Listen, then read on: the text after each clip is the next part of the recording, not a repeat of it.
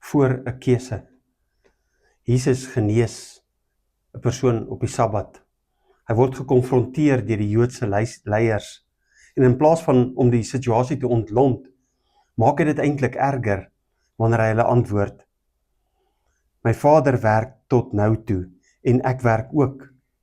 Vir die Jode was hierdie uitlating godlasterlik. Dit was vir hulle totaal onaanvaarbaar.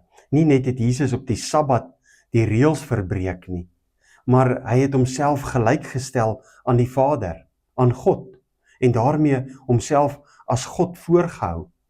Dit is totaal ondenkbaar vir die mense van sy tyd.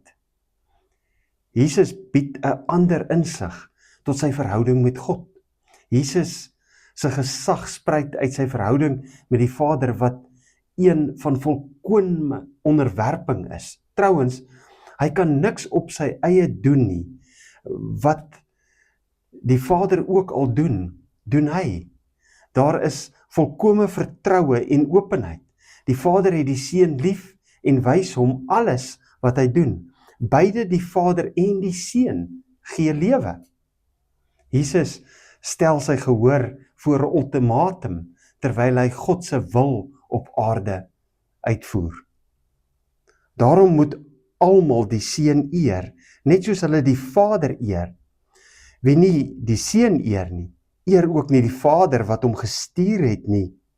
Dit verseker ek julle, wie luister na wat ek sê en in hom glo wat my gestuur het die ewige lewe.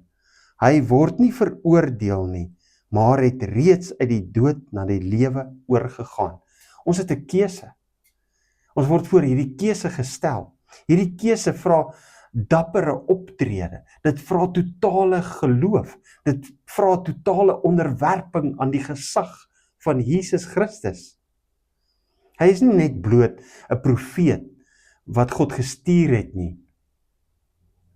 Hy is God.